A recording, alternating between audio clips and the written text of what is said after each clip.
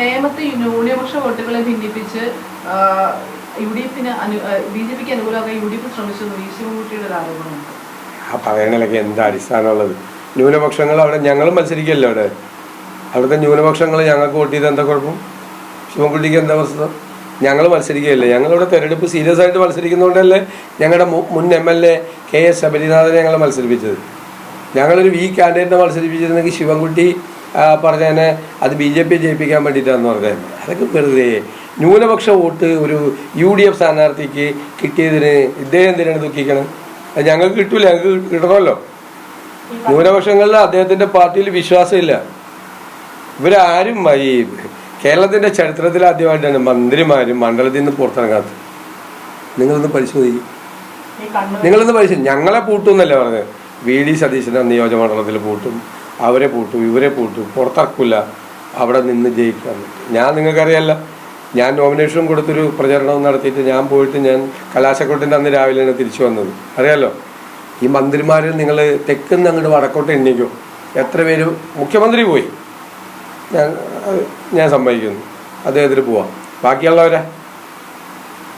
വലിയ അവകാശവാദമൊക്കെ ഉന്നയിച്ച ഈ മന്ത്രിമാരുണ്ടല്ലോ, ഈ ശിവൻകുട്ടിയോടൊക്കെ സ്വന്തം മണ്ഡലത്തിൻ്റെ പുറത്തോട്ട് പോയിട്ടില്ല. ഇവരായി APCC പ്രസിഡന്റൊക്കെ ഒരുപാട് ജില്ലകളിൽ പര്യടനം നടത്തി.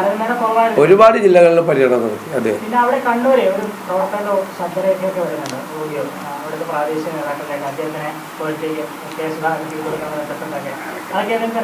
അതിനൊന്നും ബാധിക്കില്ല. അതിനേക്കാൾ ഏറെയുള്ള ഒരുപാട് ശബ്ദരേഖകൾ എൻ്റെ അടുത്തുണ്ട് CPM നടക്കുന്ന കലാപത്തെ പറ്റി. ഞങ്ങളാരും ഇത് പുറത്തു കൊടുക്കാറില്ല, പിന്നെ ഞങ്ങളിത് റെക്കോർഡ് ചെയ്യാറുമില്ല. ഞാൻ നിങ്ങളോട് പറയാണ്, CPM ഇപ്പോൾ നടക്കുന്ന കലാപത്തിൻ്റെ പുറകിൽ മുതിർന്ന നേതാക്കൾ എല്ലാവരും ഉണ്ട്.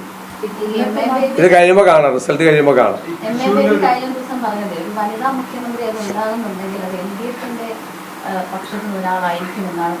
അല്ല, LDF ഇനിയിപ്പോൾ വനിതാ മുഖ്യമന്ത്രിയെ കുറിച്ച്, യുവ മുഖ്യമന്ത്രിയെ കുറിച്ചൊക്കെ പറയാം. കാരണം അധികാരത്തിൽ വരില്ലല്ലോ, അധികാരത്തിൽ വരില്ല അവർ. അപ്പോൾ അധികാരത്തിൽ വരാത്ത സാഹചര്യത്തിൽ വനിതാ മുഖ്യമന്ത്രിയെ കുറിച്ചോ യുവ മുഖ്യമന്ത്രിയെ കുറിച്ചൊക്കെ ചർച്ച ചെയ്യാമല്ലോ അവർക്ക്.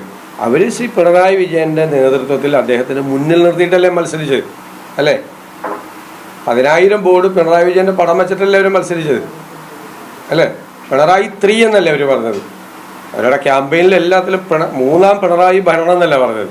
അപ്പം ഇപ്പോൾ വനിതാ മുഖ്യമന്ത്രിയെ കുറിച്ച് പറയണത് ഭരണം ഒരു കാരണവശാലും വരില്ല എന്ന് ഉറപ്പുള്ളതുകൊണ്ടല്ലേ.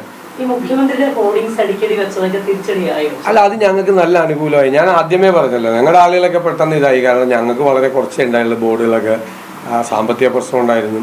അപ്പോൾ എല്ലാവരും പെട്ടെന്ന് ഡൗൺ ആയി. അങ്ങനെയല്ല ഇലക്ഷൻ കാലത്ത് പ്രവർത്തകർ. അപ്പോൾ ഞാൻ പറഞ്ഞു സമാധാനിച്ചോ, അത് നമുക്ക് അനുകൂലമായി മാറുമെന്ന്. അമിതമായ പ്രചരണം അത് സർക്കാരിൻ്റെ കാശ് കൊണ്ടാണ് നടത്തിയതെന്നുള്ള ബോധ്യം ജനങ്ങൾക്ക് മുഴുവനുണ്ട്. സർക്കാരിൻ്റെ പണമാണ് ഉപയോഗിച്ചത്. 6 മാസത്തിൽ തുടങ്ങിയത്. ഏതെങ്കിലും ഒരു സർക്കാർ കേരളത്തിൻ്റെ ചരിത്രത്തിൽ ഇതുപോലെ സർക്കാർ പണം എടുത്തിട്ട് തെരഞ്ഞെടുപ്പ് പ്രചരണം നടത്തിയിട്ടുണ്ട്? തെരഞ്ഞെടുപ്പിന് 6 മാസം മുമ്പേ തുടങ്ങിയ വർക്കാണ്, കോടികളാണ്. ഞാനുള്ള കംപ്ലീറ്റ് ഡീറ്റെയിൽസ് ഉണ്ട്. ഞാനൊരു കംപ്ലീറ്റ് ഡീറ്റെയിൽസ് എടുത്തു തരാം. ഫിനാൻസിൽ നിന്ന് ഓരോന്നോരോന്ന് പാസ്സാക്കി പോകുന്നത്. സോഷ്യൽ മീഡിയ ക്യാമ്പയിന് വരെ 15 കോടി കൊടുത്തേക്കാണ്. Social media campaign. ഗവൺമെൻറ് എവിടെയാണ് സോഷ്യൽ മീഡിയ ക്യാമ്പയിൻ നടത്തുന്നത്? ഗവൺമെൻറ്റിന് വേണ്ടി സോഷ്യൽ മീഡിയ ക്യാമ്പയിൻ നടത്താൻ വെച്ചിരിക്കുന്ന ആളുകൾ മുഴുവൻ പാർട്ടിക്ക് വേണ്ടിയിട്ടാണ് അവിടെ വർക്ക് നടത്തുന്നത്. എന്നിട്ട് സർക്കാരിൽ നിന്ന് ബില്ല് കൊടുത്തേക്കാണ് 15 കോടി രൂപ. നമ്മുടെ പൈസയാണ്, നമ്മുടെ നികുതി പണമാണ്. ഇതുപോലെ മെഷീനറി മിസ്യൂസ് ചെയ്ത ഒരു കാലം കേരളത്തിലുണ്ടായിട്ടില്ല. മറ്റ് സ്റ്റേറ്റിലൊക്കെ കാണുമല്ലോ, കേരളത്തിലുണ്ടായിട്ടില്ല.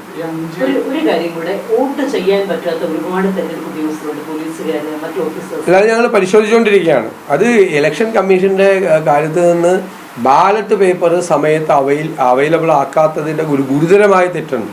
ഞാനത് ഇലക്ഷൻ കമ്മീഷൻ എഴുതിയിട്ടുണ്ട്. ഇവിടുത്തെ ഇലക്ട്രൽ ഓഫീസറായിട്ട് നേരിട്ട് സംസാരിച്ചു, അദ്ദേഹത്തിന് കത്തും കൊടുത്തിട്ടുണ്ട്. സാധാരണ ഇത് കൃത്യമായിട്ട് പോസ്റ്റലോട്ട് കിട്ടി കറക്റ്റായിട്ട് ഇലക്ഷൻ മുമ്പ് ഇത് ചെയ്യുന്ന ഇത് ഫെസിലിറ്റേഷൻ സെൻറ്ററിൽ ചെന്ന് ഇപ്പോൾ പറവൂരിൽ നിന്നുള്ള ഒരു അധ്യാപിക, അവർക്ക് പോളിംഗ് ഡ്യൂട്ടി വൈപ്പിനിലാണ്. വൈപ്പിനിലെ ഫെസിലിറ്റേഷൻ സെൻറ്റർ ഫോർട്ട് കൊച്ചിയിലാണ്. അവർ പറവൂരിൽ നിന്ന് ഫോർട്ട് കൊച്ചിയിൽ 3 പ്രാവശ്യം പോയി. 3 പ്രാവശ്യം അവിടെ ബാലറ്റ് പേപ്പർ ഉണ്ടായിരുന്നില്ല. 1-8 എത്ര പേര് പോകും അങ്ങനെ? ബാലറ്റ് അന്വേഷിച്ചിട്ട്?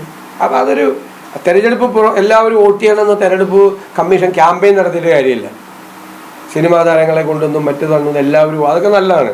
പക്ഷേ അതേ അവസരത്തിൽ അവർ ഈ പോളിംഗ് ഡ്യൂട്ടിയിലുണ്ടായിരുന്ന ഉദ്യോഗസ്ഥർക്ക് വോട്ട് ചെയ്യാനുള്ള ഒരവസ്ഥ കൺഫ്യൂഷൻ ഉണ്ടാക്കി ഉറപ്പായി. ഇനിയിപ്പോൾ നോക്കട്ടെ എത്ര ശതമാനം പേര് വോട്ട് ചെയ്തിട്ട് നമ്മളൊന്ന് ചെക്ക് ചെയ്തോളൂ.